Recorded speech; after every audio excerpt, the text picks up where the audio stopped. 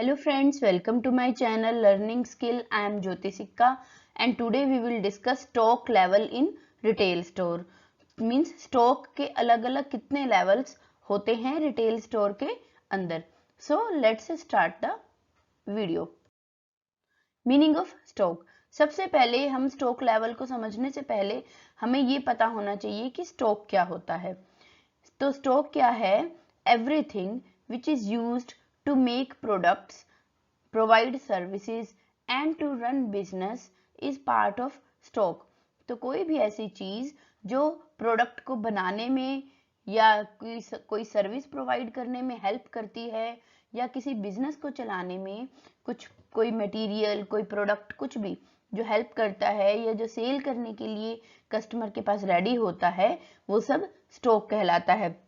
जैसे मैंने यहाँ पर कुछ एग्जांपल्स दिए हैं आपको, जैसे वॉच है या ड्रेसेस हैं, डिफरेंट टाइप ऑफ ड्रेसेस हैं, जैसे गर्ल्स ड्रेस है, फ्रॉक है, जैकेट है, शूज हैं, यहाँ पर स्पेक्स हैं, ज्वेलर शॉप पर आप जाते हैं ज्वेलरी है, फिश टैंक शॉप में आप अगर जाते हैं तो वहाँ पर फिश टैंक रखे होते हैं, बैग्स शॉप में आप जाओगे तो बैग्स हैं. तो ये सब स्टॉक में आता है. उन रिटेलर्स के लिए ये सब क्या कहलाता है? स्टॉक. Stock level. अभी हमने पढ़ा है स्टॉक क्या होता है, अब हम पढ़ेंगे स्टॉक लेवल क्या होता है. Stock level is the different level of stock required for effective control of material at A retail store. मतलब अलग अलग लेवल है स्टॉक का, जिससे कि हमारे जो रिटेल स्टोर के अंदर मटेरियल है उस पर हमारा कंट्रोल हो सके. To avoid over and under stocking of material. मतलब हम स्टॉक को अवॉइड करने के लिए, अवॉइड मींस ओवर स्टॉक और अंडर स्टॉक, दोनों को कंट्रोल करने के लिए हमें स्टॉक लेवल को समझना बहुत जरूरी है. Type of stock level. Stock level कितने प्रकार का होता है? Number 1 minimum level, number 2 maximum level, number 3 reorder level और number 4 danger level. Minimum level, देखिए मिनिमम जो कि कम से कम आपको रखना ही है स्टोर के अंदर. मैक्सिमम लेवल जो ज्यादा से ज्यादा आप रख सकते हो. रीऑर्डर लेवल जिसमें आपको दोबारा से रीऑर्डर करने के लिए, ऑर्डर करने के लिए सोचना पड़ेगा. Number 4 danger level. डेंजर जब मतलब आपका स्टॉक जो है वो बिल्कुल खत्म होने वाला है ऑलमोस्ट, और कस्टमर आए और आपकी शॉप पर कुछ ना मिले, वो क्या कहलाता है? Danger level. आइए इनको हम डिटेल में पढ़ते हैं. Minimum level. मिनिमम लेवल सबसे पहले हम पढ़ते हैं तो इट इज, यहाँ पर इट में जो आई है वो गलती से हट गया है, आप आई लिख लेना अगर आप नोट्स बना रहे हैं तो.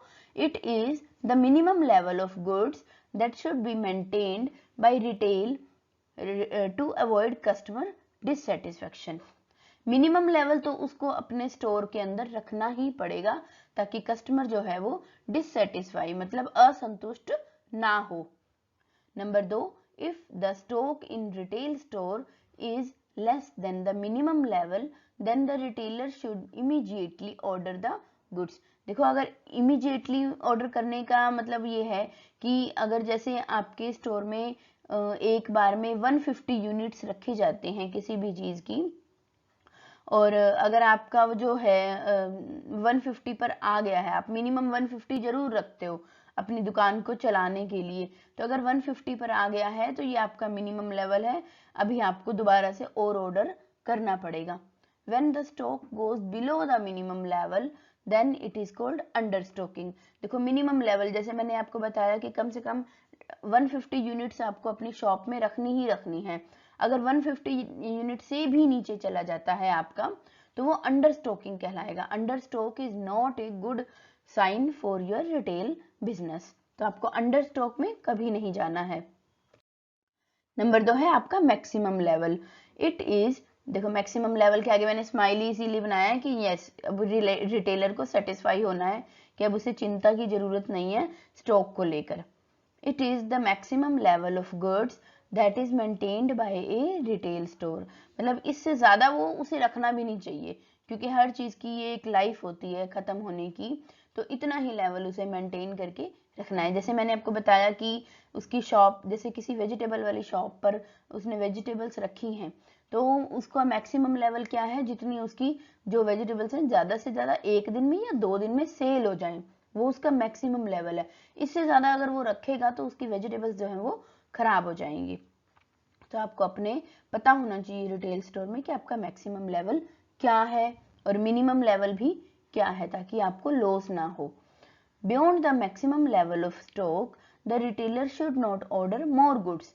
जब आप मैक्सिमम लेवल पे आ जाते हो तो आपको और ज़्यादा गुड्स के लिए, और ज़्यादा सामान के लिए ऑर्डर नहीं करना चाहिए, एज इट में इंक्रीज द कैरिंग कॉस्ट।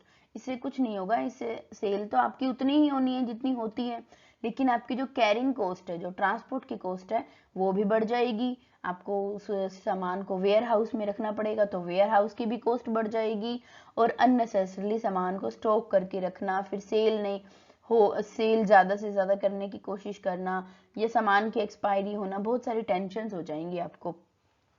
तो रिटेलर को उतना ही सामान रखना चाहिए जो उसका मैक्सिमम लेवल पर कवर हो जाए। When the stock crosses the maximum stock level it is called over stocking. तो आपको जब आप मैक्सिमम लेवल को कवर कर लेते हो एज ए रिटेलर, तो जो उससे ज़्यादा अगर आप स्टॉक मंगवाते हो तो वो ओवर स्टॉकिंग में आ जाता है। तो ओवर स्टॉकिंग भी रिटेलर के लिए अच्छा नहीं है, क्योंकि इससे अननेसेसरली उसकी कॉस्ट बढ़ रही है। Reorder level. When the quantity of goods reach a certain level, then a fresh order is sent to procure new products.